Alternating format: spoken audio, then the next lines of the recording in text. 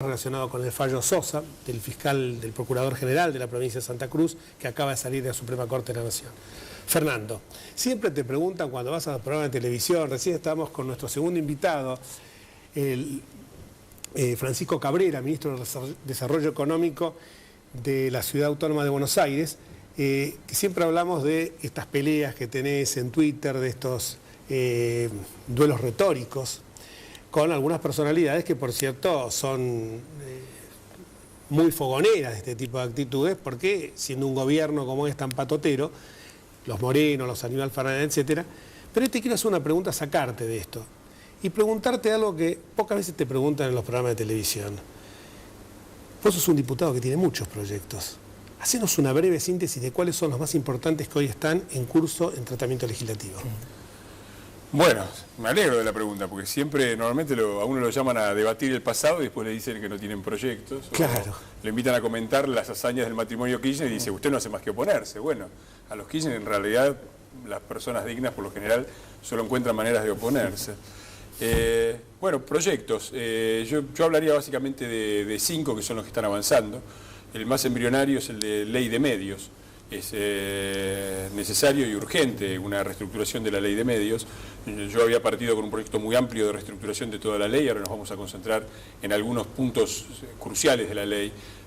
Uno es, por ejemplo, las atribuciones absolutamente excesivas que se le dan al Poder Ejecutivo y por lo tanto la conformación de la autoridad de aplicación que no puede estar en manos del Ejecutivo. Una función elemental de la prensa es la de criticar, y en particular criticar al poder, que significa criticar al poder político.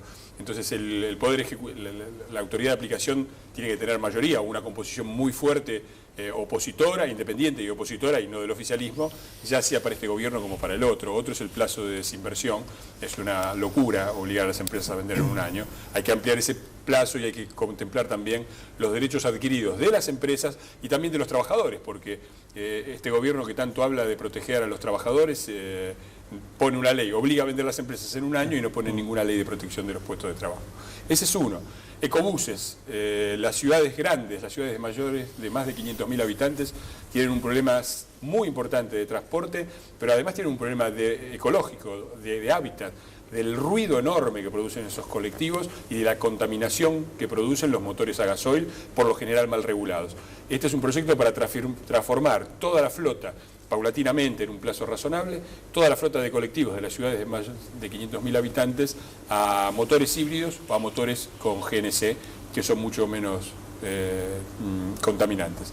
ENAR. Se ha lanzado el año pasado el Ente Nacional de Altos Rendimientos Deportivos, en una medida que irónicamente no puedo sino calificar como neoliberal, con fondos del Estado tomados de un impuesto cobrado a los más pobres, es decir, la telefonía celular no por abono, sino móvil, que es la que usan, es decir, por recarga, que es la que usan los más pobres, 1%, y va a un organismo que hace una función importante, que es fundamental, desarrollar programas a favor del alto rendimiento deportivo y el deporte olímpico, pero en manos del director del Comité Olímpico Argentino, que es un empresario privado. A nosotros nos parece muy bien que haya una colaboración entre privado y Estado en este ente. Lo que decimos es que la plata no tiene que salir de ahí, tiene que salir del juego, y que además tiene que estar bien reglamentado para que el uso del dinero sea transparente, para que haya planes y que no sea una ley como la que se hizo, que fue más o menos, démosle 200 millones de pesos a Berten a ver qué es lo que hace.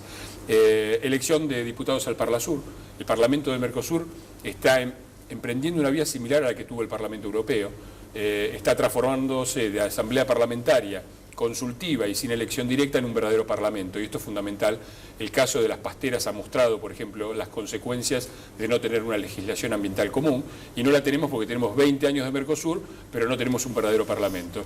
Aquí hay que empezar a elegir directamente, como está previsto en la Carta del Mercosur, los representantes, y hay que darle poderes legislativos al Parlamento en los asuntos que son de común interés de todos los países. Y el último, un chico, una compu, que es probablemente mi predilecto, que es un programa complejo que trata de complementar, de garantizarle a todos los chicos del país el acceso a una computadora, sin que esto dependa del distrito en el que habiten, y en un plan articulado, porque lo que están haciendo la mayor parte de los gobiernos provinciales, no todos, pero sí la mayor parte, y el gobierno nacional, es revolear computadoras como si fueran objetos voladores no identificados, que aterrizan en las escuelas y que no hay una preparación pedagógica para aprovechar eso, para cambiar el paradigma de enseñanza, de docentes.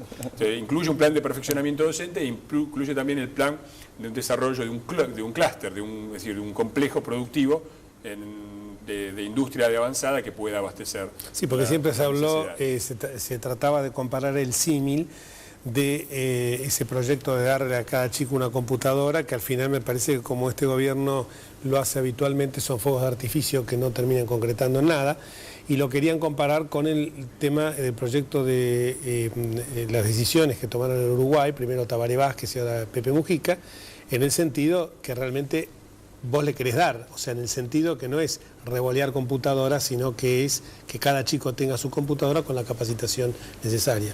Sí, además hay que cambiar todo el programa de enseñanza, porque hay dos problemas. Primero, si esto es un derecho, si la brecha digital separa a los chicos que tienen un padre que le puede comprar una computadora de los que no, y esto es una determinación para el resto de su vida y por lo tanto la escuela tiene que enfrentar este problema, así como la escuela sarmientina le garantizó a todos una educación, que es la principal forma de garantizar la igualdad de oportunidades.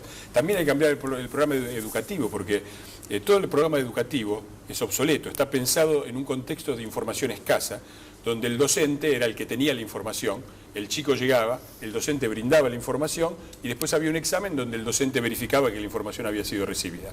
Eso es razonable en un contexto donde la información es muy escasa. Hoy es lo contrario. El problema no es que hay poca información, los chicos les llega toneladas de información. Lo que las docentes le tienen que enseñar es cómo filtrarla, cómo seleccionar la significativa, cómo categorizar, cómo discutirla, cómo a partir de una información dada se elabora una jerarquía de informaciones, cuáles son las valiosas, cuáles son las intrascendentes, cómo se elaboran proyectos creativos a partir de eso. Eso implica una revolución completa de todo el ciclo de la enseñanza, que por supuesto no está todavía contemplado en ninguno de los proyectos existentes y que debería ser uno de los focos, porque acá está el centro de uno de los grandes problemas. Hablábamos recién de educación, cómo el docente ha perdido su rol y el respeto que le tenían. Y ese respeto se derivaba del rol que tenía. El docente era el que sabía. El peso académico, el peso que tenía. Era el peso del conocimiento. El saber, claro. El saber. Hoy el docente llega y resulta que los chicos da una serie de informaciones que los chicos consideran en su mayor parte irrelevante y que además saben en lo que ellos consideran relevantes, por ejemplo, las técnicas de informática, saben más, claro, que el docente. Entonces, es difícil mantener un lugar de prestigio si el alumno piensa que sabe más que el docente.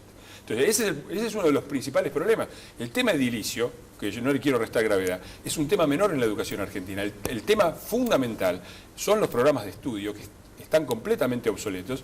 Es una educación fundada en los contenidos. Los contenidos, los que son profesionales lo saben, uno sale de la facultad y a los 5 años lo que aprendió es completamente obsoleto. La actualización permanente es vital en profesiones como la nuestra, a lo mejor no, también en la abogacía, pero hay otras profesiones que si vos no te actualizás, medicina, ingeniería, permanentemente estás en... No, y eso, tiene que dar las herramientas a la escuela para interpretar la información, para aplicarla. Eso es, el chico lo que hay que enseñar hoy no son los contenidos que se hacen obsoletos, son las habilidades, la habilidad de pensar, la habilidad de buscar información, la habilidad de expresar una información y de compartir. Eso se enseña muy poco. Claro, pero eso no es solo cambiar el programa, porque pasaría lo mismo que la computadora, si solo cambiamos el programa. Estaría ahí el programa con un ovni, si no le damos las herramientas a los docentes y lo capacitamos para... Además, tiene que haber un programa de recapacitación de docentes y aparte tiene que haber una educación que no esté pensada en función de los programas, es decir, de los contenidos, sino de las habilidades. Lo que hay que desarrollar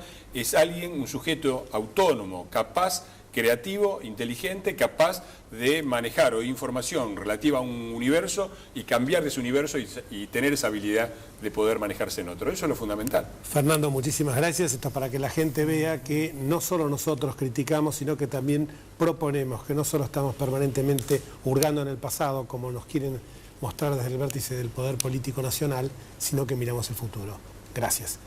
Cuando volvamos, después de la pausa, el ministro de Desarrollo Económico de la Ciudad Autónoma de Buenos Aires, Francisco Cabrera.